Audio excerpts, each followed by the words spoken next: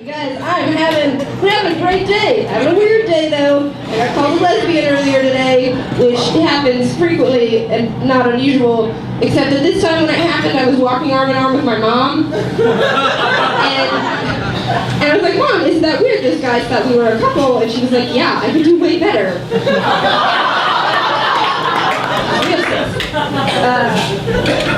My mom is pretty cool though, but I do think it's true what they say about women wanting to be with men just like their dads though, because I would love to date a guy I only saw every other weekend in holidays.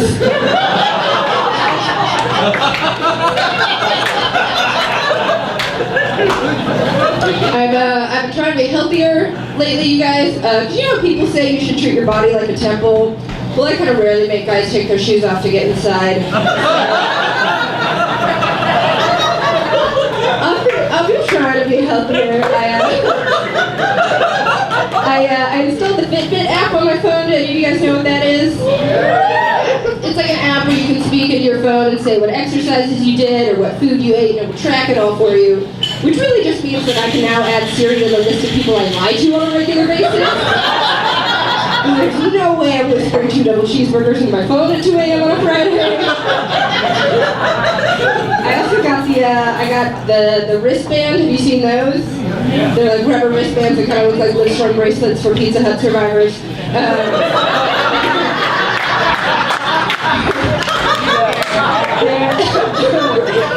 They're actually pedometers though that track how many steps you take, and they're super effective for losing weight. I've only had it for like 3 weeks and I've already lost it.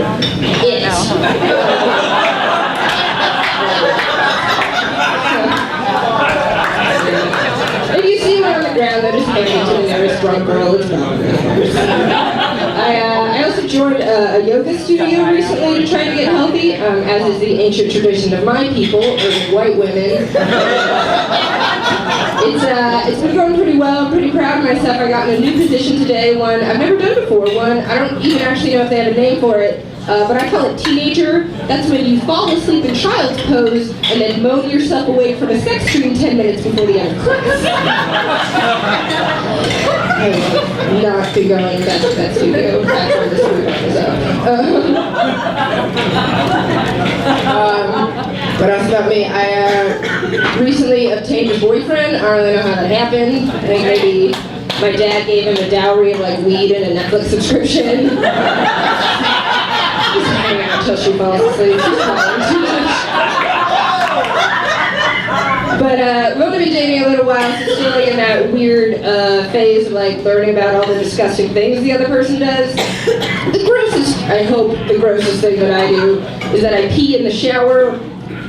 I know, I'm not proud of it. It's not really a choice so much as the water starts and the levees just kind of shatter, which is only really problematic when I'm like at the gym, but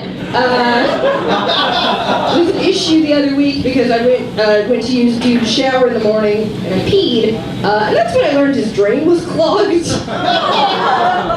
So I'm just standing there in a puddle of my own urine. Not a huge deal, it cures athlete's foot, something you deal with when you're a disgusting human being. But about 90 seconds into said shower, he walks in for a little early morning delight, pulls back the curtain, looks down at the yellowy water, looks back up at me, steps in, and gives me a kiss. So I broke up with him. That's fucking disgusting. I was using the bathroom at work, and maybe you guys can relate to this. The person before me hadn't flushed, which I found really gross and irritating. Until I realized that I was the only person who'd used that bathroom that day. So it was pretty much like the end of Fight Club.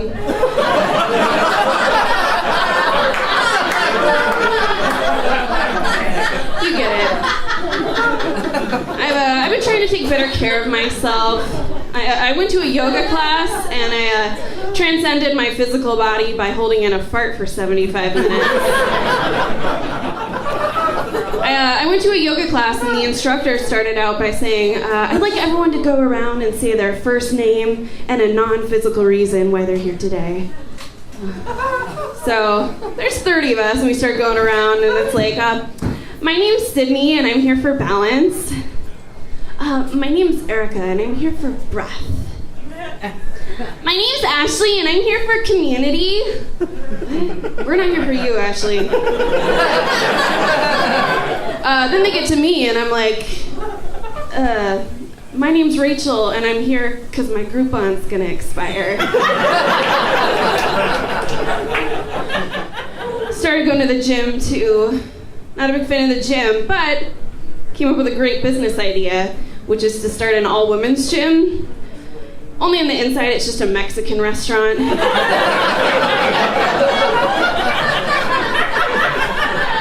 got it. So I get a lot of emails from the Obama-Biden administration. I don't know, I think I gave him like $20 in 2012 and have paid for it tenfold ever since. And the subject lines of these emails are very upsetting to me. I'll give you an example. Joe Biden sent me an email with the subject line, "Listen, Rachel, shut up, Biden, you're not my dad." I got another one from him that just said, "Don't bomb Syria." I'll do what I want, you're not my dad.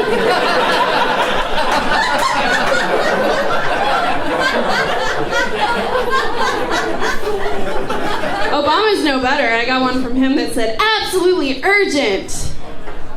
He always says it's urgent, but like half the time he's just locked his keys in the Sorrento again. So. Fool me twice. I don't know. I went to a doctor recently, and she prescribed me an antibiotic, and she said, "You can't drink any alcohol while you're on this." And I'm a big booze lover, so I had to think about this for a little bit and be like, like maybe I'll just have an itchy vagina. That'll be my quirk. I have a pretty specific do not engage policy on the bus. I've long since abandoned the idea that I might meet my Paul Rudd on the 72.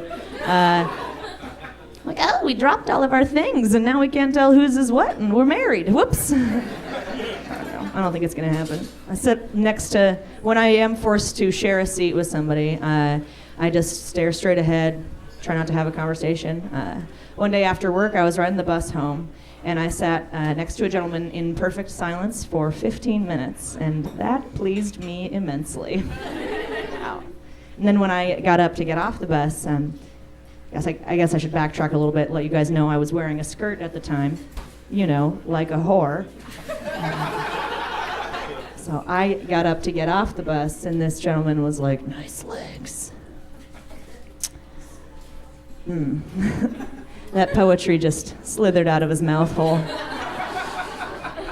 He said it with such conviction that for a second I had to check to see if I'd grown extra. Just after the stock, too. It's all good. I was like, come on, man. We were cool for a second there. This is where you're going to enter conversation? Clearly we have so much in common we could have talked about. Like, we both get off work at the same time. We both live in the shitty, less expensive part of town. Both of us clearly don't give a fuck what you look like. So, take your pick. So, a lot of weird stuff comes at you as a woman. You know, it's not just because you're babes, right? Like, you really could be a soiled McDonald's wrapper, and some dude would be like, "Is that mine? I'm having that. That's mine." It's the female experience. It's amazing. The number one thing that really cheeses me off, though, is, you'll pardon my French,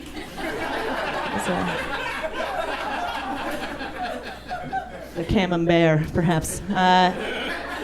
The worst thing is when a grown man that I don't know comes at me and calls me baby girl. Nothing gets me all wet in my diapers like being called a baby girl. Yes, that's what's up. So you gotta learn how to like come back at these dudes, or they'll never learn that's not appropriate behavior. Would you be willing to do a little role play with me real quick?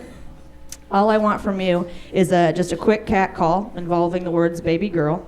and I'll show everybody what a tight-ass response to that kind of situation is. Are you willing to go there with me? Okay. Just one more thing.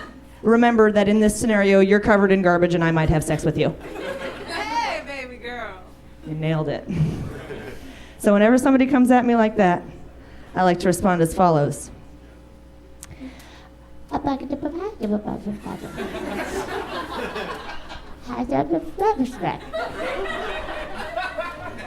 And then I vomit on my shirt.